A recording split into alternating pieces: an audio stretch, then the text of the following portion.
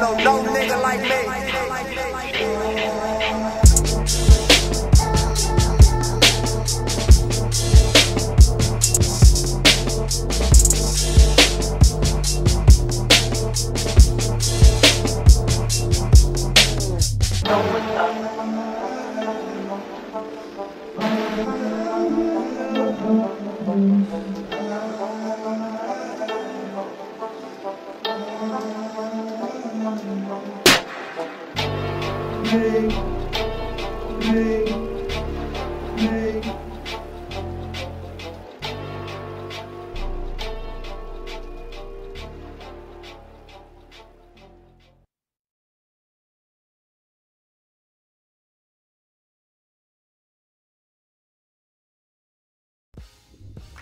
Alright guys, Fuller coming to you with another video. Shout outs to the whole LDBC. If you like this video, please like the video, and also if you like the channel and the content in which this channel has, I invite you to subscribe to the channel. The channel is very small, but we're looking to become more interactive.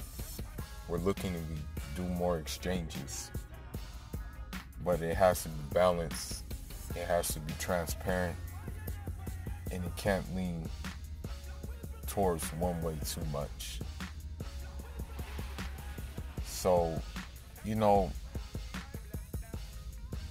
as you know, I don't like politics. I hate politics. I think politics is a disgusting thing, and it's something that I would never want to have anything to do with. But I observe politics, and I observe the moving and shaking in which is going on.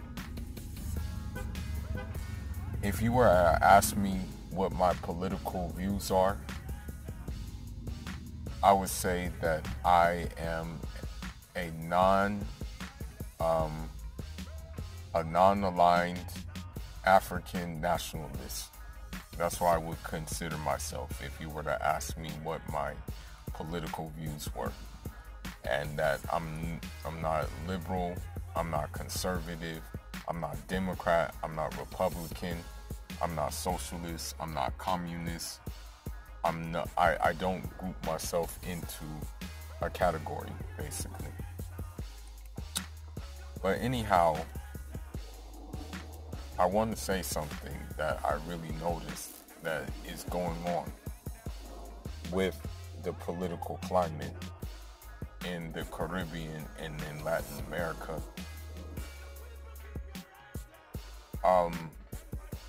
I noticed that in Latin America, the more times that the government and the society wants to be left-leaning towards the left socialist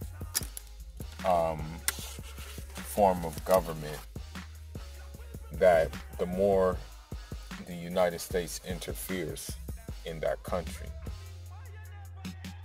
And now, we already know that the United States interfered with the Bolivia process and financed the coup, trained soldiers for the coup, and also educated the people behind the coup. The one thing that needs to be said, and I've said it before, I said it again, and I'll say it again. Imperialism encompasses a whole spectrum of things. It's not just one thing that imperialism encompasses. Imperialism encompasses capitalism. Imperialism encompasses racism. Imperialism encompasses fascism. Imperialism encompasses authoritarianism. Imperialism encompasses terrorism as well. Now, we know what's going on in Bolivia, but there is something else going on in the Caribbean that many people are not aware of, and that, you know, we have to be aware of. In the countries of Antigua and Barbuda, and in the countries of Dominica, and don't get it confused with Dominican Republic, I'm talking about Dominica. These countries are socialist Caribbean states. They have adopted the process of socialism in order to build their country. And you rarely hear about them on the news or on reports or anything like that, because of the fact that, you know, they just have done it quietly. They mind their own business. There was a recent news report that Dominica was trying to make its country hurricane proof, you know, and so they were under that process and trying to make that happen. Now we fast forward, and the Bolivia fiasco occurred, and now the United States is trying to destabilize the process in these two countries as well. It's a domino effect. Because of the elections in Dominica right now, many people are saying that, you know, the elections, they're trying to do the same thing that they did in Bolivia. They're trying to do it in Dominica. And in return, as a result of this, it may lead to an influx of Dominicans in Antigua. And also they're having some issues in Antigua as well. The thing that both of these countries have in common is the fact that they are two of the countries that actually recognized the Venezuelan electoral process as a legit one, and that the president Maduro is the president of that country and was the elected president of that country. Now, with this being said, this video came by just reflecting on a day that I have to remember. I wasn't born at the time, but my dad told me about it when the PAIGC, my dad's political party in which he fought under. The thing is, you have to realize, is Guinea-Bissau, much like the Caribbean, much like Latin America, Guinea-Bissau and Cabo Verde is part of, like, what I like to call, like, I want to say the triangle of West Africa, you know what I mean, which includes Senegal, Gambia, Guinea-Conakry, and the like thereof. So, you know, when we were first beginning, you know, when he was first beginning to struggle, you know, of course we needed support. So the best form of support came from next door in Guinea-Conakry, where bases were set up, schools were set up, and support was given. So because the Portuguese were frustrated that this war was not ending anytime soon, and that it was costing them more and more, and it was costing them more and more manpower as well, what they did is they attacked um, Guinea Conakry. And mind you, Guinea Conakry was a French colony. It wasn't a Portuguese colony.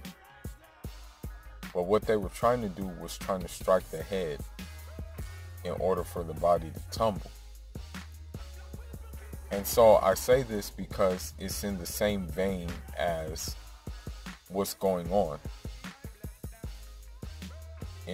with imperialism and how the United States maneuvers. They're trying to strike the head in order for the body to fall. And the body includes the smaller states who have had socialism working for them. As a matter of fact, I was undecided whether I wanted to visit Antigua, Dominica once I renew and get my passport again, or if I wanted to visit,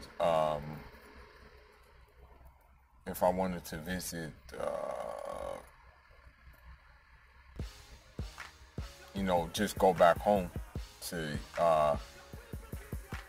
Senegal, Cabo Verde, and Guinea-Bissau, see my folks, because, like, the thing is, I want to say something else, too. This is one thing I noticed. This is one trend I really noticed, and I had to really, tap into. I really had to zoom in and really look at what I was really dealing with when looking at this trend. When a country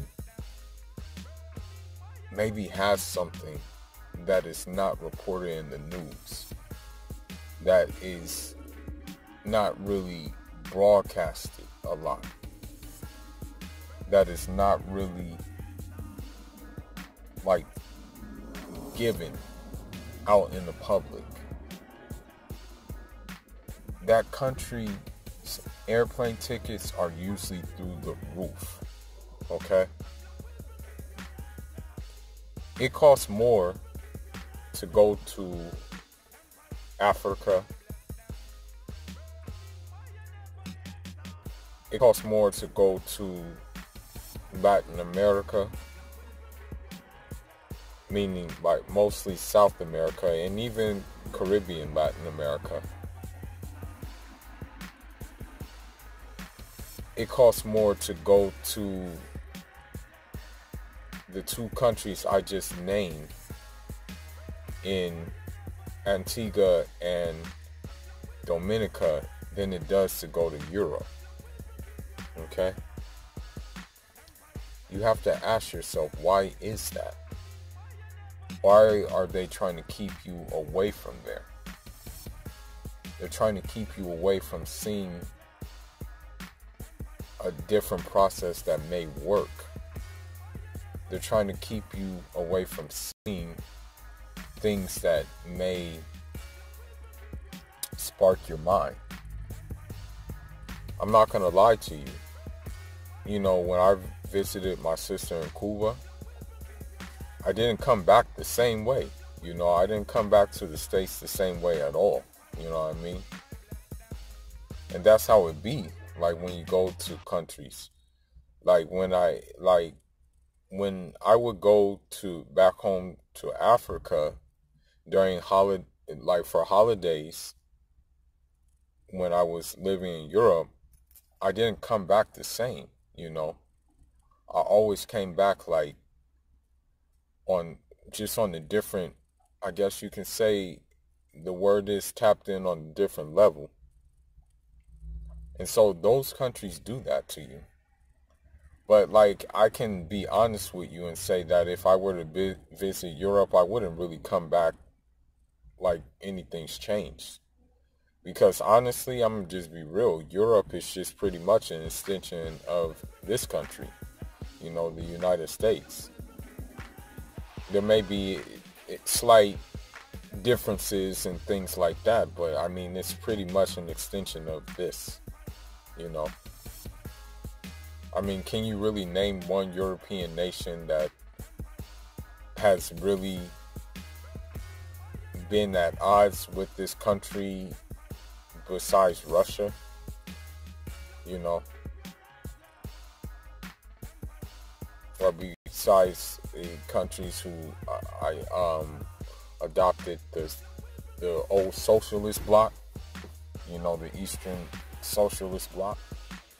This country, you know, I'm going to say this and I'm going to end this video on this note. This country thinks Westminster democracy is going to work everywhere, you know, in the world. That's what it thinks. That's what it wants you to believe, that, you know, Westminster democracy is superior to all different forms of government. But the reality is what works in one place may not work in another place. And the Caribbean version of socialism is going to be different from the African version of socialism. Just like the Swedish version of socialism is different from the Russian version of socialism that was once in place. So this country again is trying to impose its will, and even the smaller countries that want to try a different way of living. And so, with that being said, all I gotta say is we're in for a long fight, and that, you know, we have to keep the fight alive, and that la luta continua until we're resting, you know. And when I say fight, I mean the intellectual fight by educating ourselves, the emancipation fight by trying to get the means to be self-sufficient and self-reliant.